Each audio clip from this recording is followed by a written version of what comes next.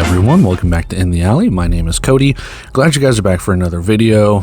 At work once more, so if you've been watching videos for a while, if not, hey, I'm at work. But anyway, let's dive into week 15. We're going to do part 1 of our Saturday recap. We got 3 games on tap. It's going to be more of our earlier slate, the 7:05 p.m. kickoffs and stuff like that. So let's dive in. Let's kick things off in Tulsa. Fisher's coming to town, and they have the ball to start the game. It's going to be Felix Harper airing it out. Former Bay Area Panther teammates connecting. JT Stokes, 39-yard touchdown reception. Tulsa will answer back in kind, though. It's going to be Hassan Rogers taking over at quarterback. Pitch out left side. Jermaine Smith is going to take it in from 10 yards to tie this game at 7. 4.5 to play in the first quarter. Felix Harper sends his men in motion, fakes the pitch out, sees the pressure coming up the middle, rolls out to the left side. He takes off with a 10-yard touchdown rush. Callum Sutherland ensuing kickoff. He is going to nail this right between the uprights. We have a deuce to make it 16-7. 3rd and 5, late first quarter here. Hassan Rogers is going to get pressured and sacked up the middle for a big loss. To the second quarter we go. More Fisher's action. It's going to be Hassan Rogers dropping back, looking towards the end zone. Double coverage, intercepted. Aaron Jackson with his first of the game. There will be more to come as he takes it across midfield. We take it to the third quarter now. Same score, very low scoring game. Defense is the name of the game. And when I said first of many, I meant first of many. Aaron Jackson picking off Rogers again. Late third quarter now, we've got men in motion for Fisher's. Whoopsie doodle. Running back went the wrong way. No matter. Touchdown Felix Harper up the middle. Start of the fourth quarter here, 23-7. 4th and 2 for the Oilers, trying to get anything. And Gadsden in at quarterback, going to go down for a sack. And then it's going to be Fisher's doing what they do best. Handoff to the left side. Josiah King with defenders on his. Get off of me as he takes it in for a 20-yard rushing touchdown. Less than 10 to play in the fourth quarter. Game pretty much in hand for Fisher's. It'll be even more so with a sack on Hassan Rogers. And if this looks familiar, it's literally the next play. Hassan Rogers takes the snap and another sack back-to-back for the Fisher's freight. Less than 3 to play in the game. 4th and 9. Fisher's on for a field goal. Callum Sutherland from 39 yards out. The kick is up. It is good. It is 33-7. And at the 1-minute warning, same score. Hassan Rogers trying to send his men in motion and get any form of points. Airs it out. It is picked off for the 3rd time by Aaron Jackson to ice it and end it. Sending it out for our second highlight of the night. It's going to be Massachusetts and Quad City, with Kyle Kaplan getting us started with a game-opening deuce to start 2-0. Pirates on their first drive. Kenji Bahar sends his men in motion. He is looking. He can't find anyone open. He is pressured by that defense. Throws over the middle. Puka Williams with the touchdown to take the lead.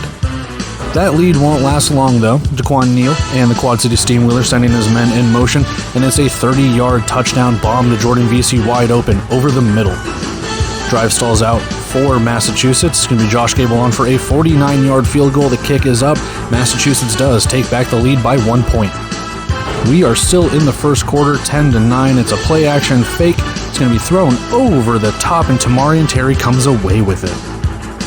To the second quarter we go after a Kyle Kaplan field goal. Fake pitch out to the left side. Bahar looks. He's going to take off. No, he's not. He's going to throw to the end zone in a leaping catch for T.O. Redding. Next possession for the Steamwheelers. Neal again sends his men in motion. Play action fake. He's going to roll out to the right side. He has the edge. He shakes the tackle, spins around and dives with a pirouette. 2 minutes to go in the first half here. Kenji Bahar just takes it right side, has the edge, reaches across, and they get back in it. Steamwheelers knocking on the door here, under 30 seconds to play here. Neal airs it to the end zone. It's kicked up and intercepted. DJ Daniel will pick it off in the end zone for the Pirates. Start of the third quarter here. Kyle Kaplan on. It's going to be a long 45-yard field goal. The kick is up, and we got battling kickers here. It's good. Less than 6 to play in the third quarter. Kenji Bahar sends his men in motion. David Cagle says, you know what? I feel like getting to the quarterback, so that's what I'm going to do, as he takes Bahar down for a sack. 4 minutes to go here. 5-point lead. Daquan Neal airs it out. Tamarian Terry again over the shoulder with another touchdown grab. Start of the fourth quarter. 1st and goal from the 7. Kenji Bahar fakes a pitch out. He's going to roll to the left side. Chimadunga says, you know what? I went in on the sack action. He does just that. 12:19 to go in the game, up by 12, and it's going to be more than that. Neal airs this out. Vesey's going to come down with it after a challenge. It is deemed a touchdown for Quad City. 9.5 to play in this game, down by 19 points. It'll be less than that. Quarterback keeper left side all the way, 13-yard touchdown rush for Kenji Bahar. Get it to 6 minutes here. Just trying to kill some clock. Running play to the right side. Pitch out. Jared Ware is going to reverse direction. DeQuan Neal as your lead blocker. He's going to shake his way up the middle and go in for the score. Ensuing kickoff for the Steamwheelers. You know what that means. Something good, something bad. It's not a deuce this time, but the ball bounces off of the wall. It's going to be rolling around in the back of the end zone. Cameron Harrell's going to come up with the fumble recovery touchdown, Quad City. And with 3 minutes to play, it's going to be David Cagle saying, hey, I want another one just like the other one, taking Bahar down for another sack. And final highlight for this one, you know it, you love it. It's a garbage time touchdown. T.O. Redding with a 10-yard touchdown catch, 56-35. Final recap of the early slate. Jacksonville taking on the Iowa Barnstormers. Gabriel Ruion for a 28-yard field goal attempt. Kick is up. It is good. 3-0 Iowa. We go with less than 10 minutes to play here. Jacksonville on their first drive, and it's going to be aired out. Tyler Huff, Jaden Stoshak, 18 yards for the score. Very next play, the kickoff for Jacksonville. Dylan Barnes is going to hit a deuce to extend that lead 9-3. Less than 7 to go here. Iowa's going to answer this back. It's going to be James Cahoon pump faking, throwing Kean Williams, getting into the end zone at 10-9. After a Jacksonville turnover on down, it's a high snap and it's a throw, bullet over the middle. Raheem Harvey coming down with it. 17-9 here. Second and goal, though. It's Tyler Huff with a shark shove to get within 1 point. And I know I said they got within 1 point, but let's switch it around. 1 point from the lead here. It's a deuce for Dylan Barnes, 18-17. And then Tyler Huff, after a missed Rui field goal, takes it in from 3 yards out to extend their lead. Iowa not going away, however. Third and goal from the 10-yard line. Cahoon's going to escape pressure, shovel it. It's going to be Joe Noden taking it in from 10 yards out to tie it. And then with the final play of the first half, Dylan Barnes on for a 26-yard field goal. The snap is down. The kick is up. It is good. 28-25 Jacksonville. Coming out of the second half here, Sharks work their way down the field. Huff looks to the left sideline and over the wall for the touchdown. It is Marcus Rogers. And on the next kickoff, you know what that means. It's another Dylan Barnes deuce, 37-25. About later than midway through the third quarter here, Iowa running the ball. James Cahoon with a 1-yard rushing touchdown. What? And then 3 minutes to play here. 5-point game. Larry McCammon says, all right, you can run it. We run it all the time. We're going to extend our lead. And on the next kickoff, you know it, you love it. It's another Dylan Barnes deuce. We go under a minute in the third quarter here. Cahoon is finally going to get taken down by that Jacksonville defense. This might be a play of the year, or a very underrated play of the year. DeMontre Tuggle up the middle. Look at the lane the offensive line creates to have 1, 2, 3 guys try and tackle him. He breaks free. It's a 38-yard rushing touchdown. What a run for Tuggle. And then less than 2 minutes to play, getting the ball back. It is a motion reverse sweep for Marcus Rogers. 12 seconds to play here. It's going to be Kean Williams taking this on a 5-yard rushing touchdown to make the score look respectable. And I bet you didn't have this on your bingo card. Not a garbage time touchdown, but a garbage time rouge. Tuggle can't corral it in the end zone. Iowa's just going to tackle him. 58-40 is your final. All right, so we have seen the touchdowns, turnovers, tackles, sacks, highlights, anything, lowlights, anything and everything included. Before we get to stats and diving in a little bit deeper, we need to talk about something. I will be releasing a video sometime next week, Indoor Football League rant time. Get your popcorn ready. Good things, bad things, but regardless. We need to talk about these stats.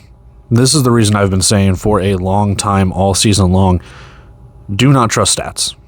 You can make stats say whatever you want, but this, what's popping up right here, what the hell is this? The Indoor Football League will not answer, and I didn't even bother to message because you're not going to get anything. They've been an iron trap since the start of the season, which, again, wait for next week. But yeah, I don't know what this is. You can only gain so much information. We have no idea what the third and fourth downs were or anything along those lines. And I'm sure as soon as I get like this first video out, everything will be fixed and magically corrected or whatever. They still have issues with stats. So let's dive into the stats, see what we can gather. We have a 33-7 victory for the Fishers Freight. The Fishers looked really, really good in this game.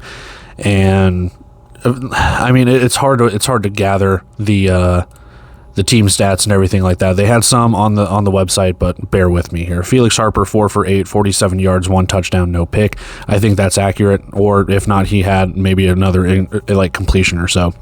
15 carries, 74 yards, 2 touchdowns on the ground for Harper, and I don't know how many receptions JT Stokes had, but he had 1 touchdown, so that's at least 1 catch, and then 53 yards is longer than a 50-yard field, so 2 catches, maybe 3, I'm not sure.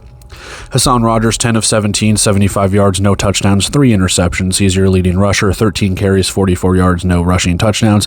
Cole Blackman, at least 1 reception, 40 yards, no touchdowns. I don't think he had a 40-yard reception, but again, we don't know the receptions.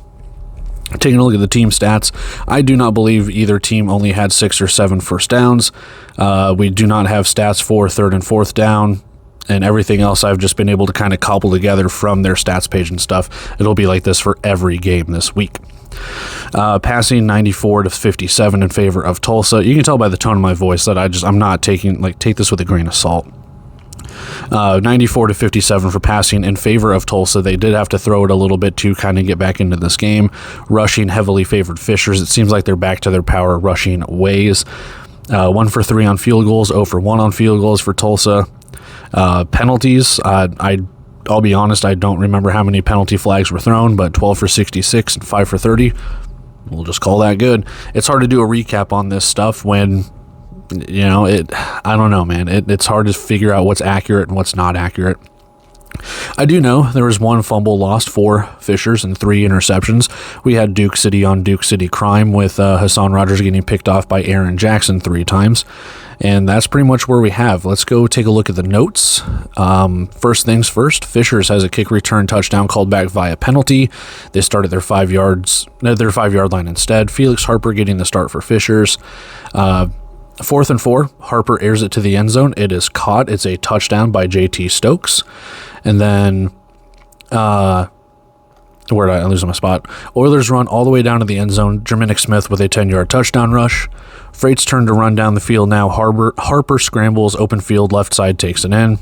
Freight get to Rogers for a sack. Oilers offense is going to have to throw it eventually. Both these quarterbacks were just running the ball. Fisher's on a 4th down. Tulsa stuffs it. Oilers offense comes back out. That's the other thing too. Quite a few turnover on downs. Harper has a pass that goes incomplete. 4th and long. Sutherland out for a field goal and he misses it wide left. Rogers lofts it deep. It's intercepted by Fishers. Not the day Tulsa has been wanting to have. Fishers can't do anything on that drive. Offense stays out. It's quarterback draw. Harper runs inside the 5, but a penalty, saves the Oilers. So Sutherland comes out for another field goal. He misses it wide left again. Face mask on Fishers gives Tulsa a 1st down. Rogers takes off, gets leveled by Aaron Jackson. So not only did Aaron Jackson intercept him, but he also laid the boom on him too. Trey Harvey comes in at running back. Rogers takes off. It's a 1st down to the Fishers 15. And then after that, you can't really do much. It's a 3rd and goal for Tulsa. Rogers throws to the end zone, picked off by Aaron Jackson again. More Felix Harper running, facing a 4th and 1. Guess what happens? Harper rushes for the 1st down. And then there's a touchdown after that for Fishers. Oilers have a 3rd and 11 on their next drive. Gatson is in at quarterback now. So new signee Gatson in at quarterback. They moved Hassan Rogers to running back, which, okay, I understand he's probably better suited there, but Gatson can't really do much. Fishers gets to him. That feels like game. They sack him. Josiah King, new signee for Fishers, AF1 MVP candidate, if I'm not mistaken, 20-yard touchdown run, breaking tackles. Really, really good run. Fishers pinning their ear back. They sack Rogers back-to-back. Catch for Max Novak inside the 5, but they needed the end zone. Fishers takes over on downs. Vincent Espinoza in for quarterback at Fishers, just trying to run the clock here. And then Sutherland hits a 39-yard field goal. Aaron Jackson picks off Rogers for the 3rd and final time. If you're Tulsa, burn the tape. Bury it deep into the ground and never watch it again. If you're Fishers, kudos on the win. 33-7 is your final. Very, very good game for Fishers. Very, very bad game for Tulsa.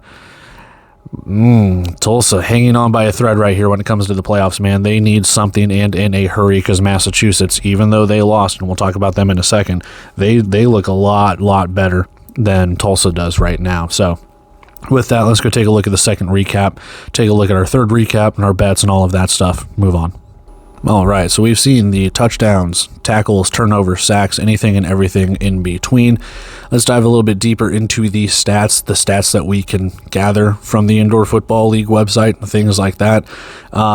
It's very shoddy. This week has been just not good when it comes to the Indoor Football League stats. So we'll gather what we can, but stats on the face, let's dive in. We have a 56-35 victory for the Quad City Steamwheelers at home.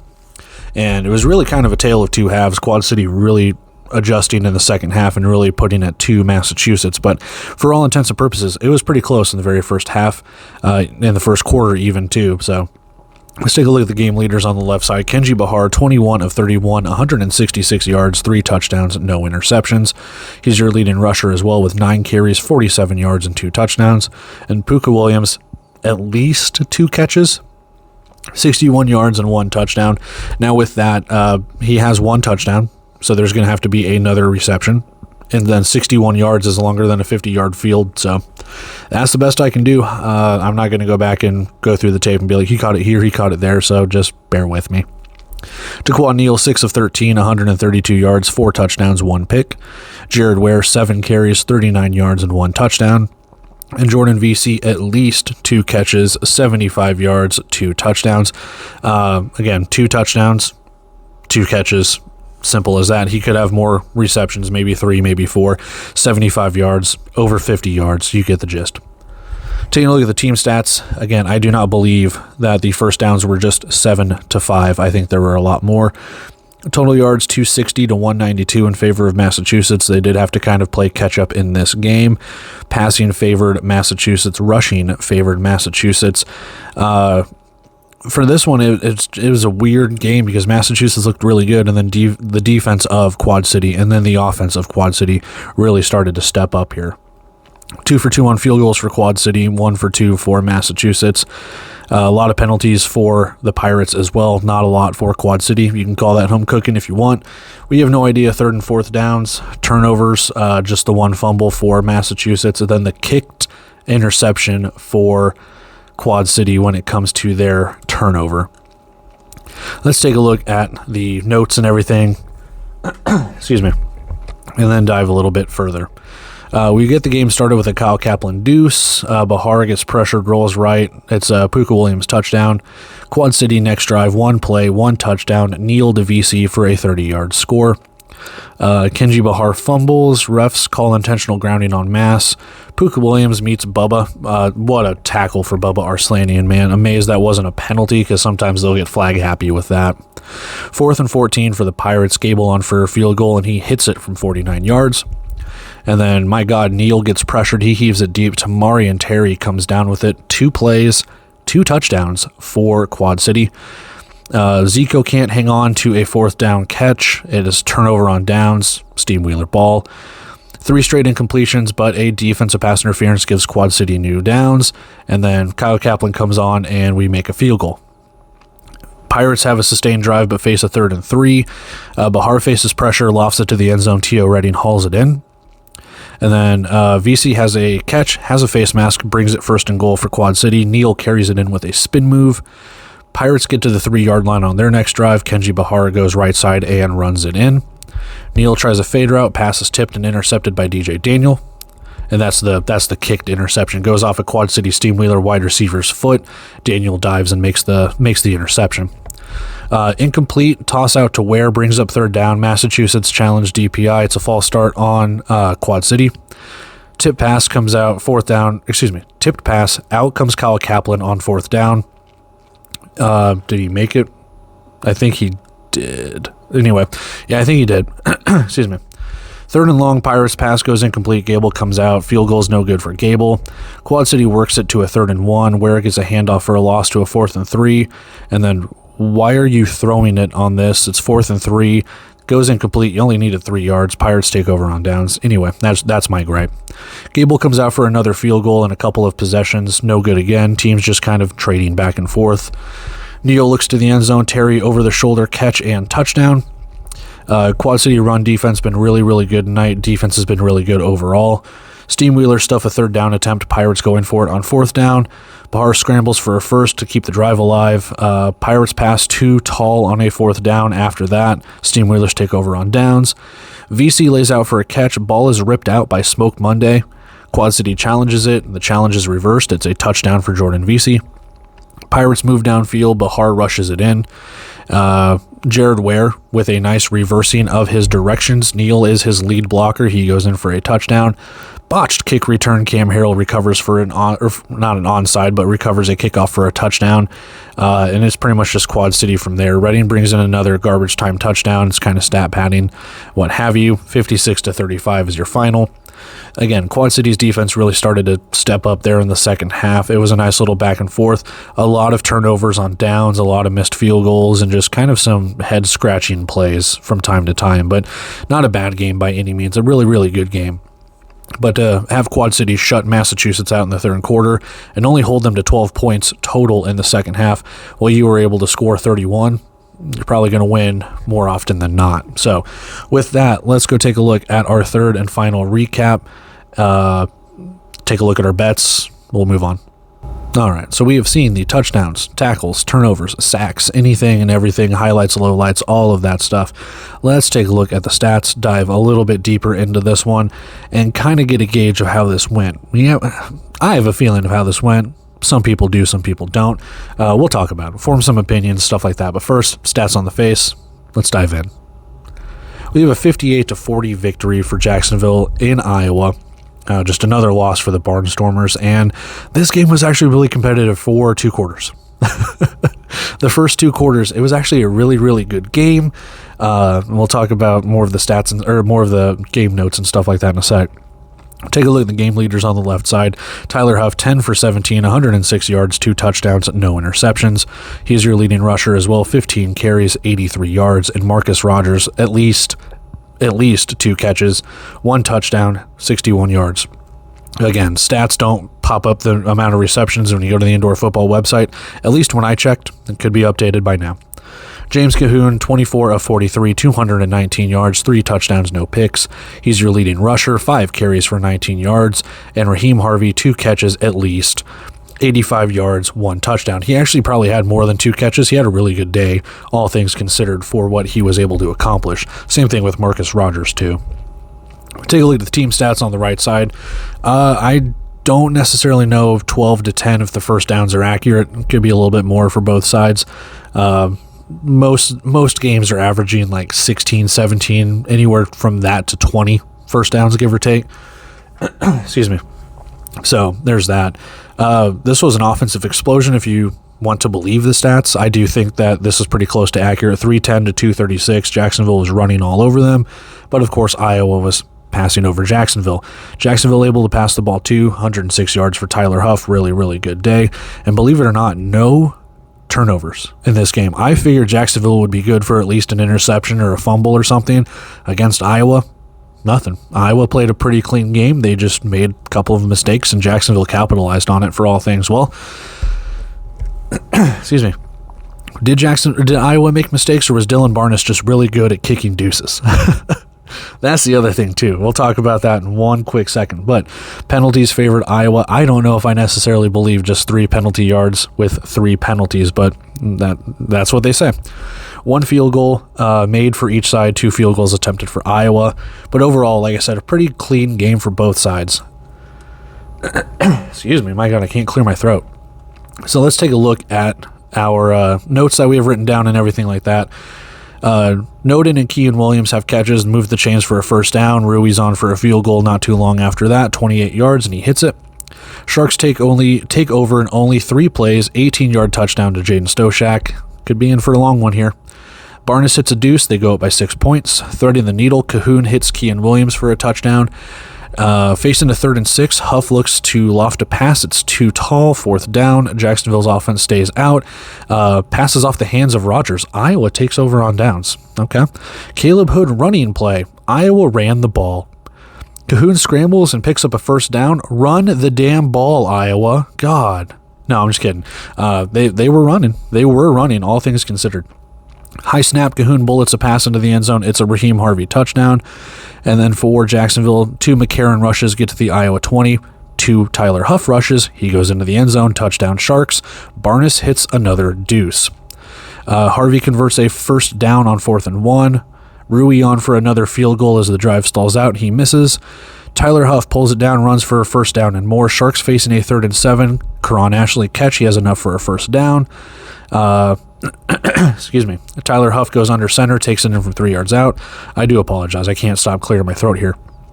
Kean Williams goes into the Wildcat in the next drive. It doesn't work. Big loss of yards. Cahoon scrambles again, does a little shovel flip to Joe Noden. He is in for a touchdown. 2 Jacksonville catches, reaching over the sideline to stop the clock. Rogers with a catch at the 11, and Barnes is out for a field goal. It is good. Jacksonville takes a lead into the half, and that was, again, weird to think that Iowa and Jacksonville could have been tied at the half. Jacksonville taking a 3-point lead in. Coming out for the second half, Huff and McCammon have runs for first down. Sticking on the ground here, Sharks get to a 1st and goal. High point catch for Rogers as he goes over the boards. It's a touchdown for Jacksonville. Barnes hits another deuce. He has hit a deuce in every single quarter. He is in the running for Special Teams Player of the Week. Iowa works to midfield, 3rd down, incomplete, but defensive pass interference gives the Barnstormers life. Cahoon has an RPO keeper right side. He dives in for a touchdown. Kickoff hits an up man, I think. Jacksonville starts on the Iowa side of the field. McCammon runs it from 5 yards. Jacksonville just starting to tack it on here. And another frickin' deuce for Dylan Barnes. Just 4 deuces for that man. So good. Rohach into the game at wide receiver with Harvey taking a play or so off. Harvey did get dinged up in this one, so not a lot of depth at that wide receiver spot. Your backup quarterback comes in. Cahoon has to throw it away on 3rd down, bringing up 4th down, and a defenseless hit on Jacksonville gives Iowa a first down. It sounded worse than it looked like, all things considered. I get it, defenseless wide receiver, but they'll throw the flag, I guess. 4th and goal for Iowa, incomplete. Sharks take over on downs. 3 straight rushes. Sharks can't pick up a first down, but the offense stays out on 4th down, and oh my effing G's. DeMontre Tuggle, put the team on your back. What a hell of a run, man. What a touchdown for DeMontre Tuggle.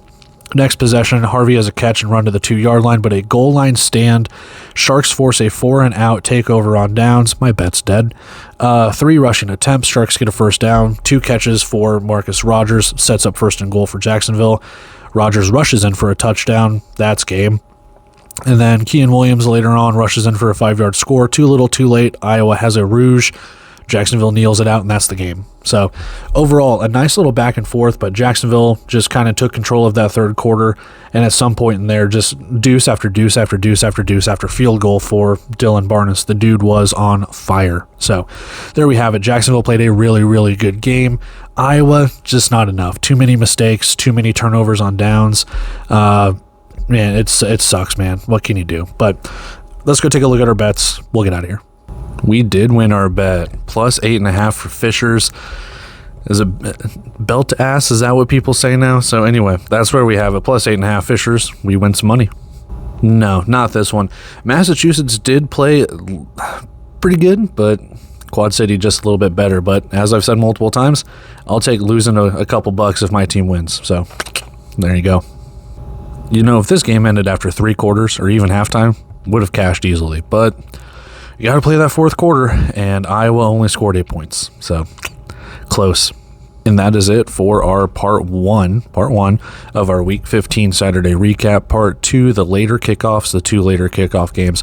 Those will be coming out sometime later in the next few days or so. And then we've got the one Sunday to recap, just the one game between, Vegas and Tucson. So with that, I'm going to take off here. Got plenty of stuff to do, work, edit, everything like that, anything and everything in between.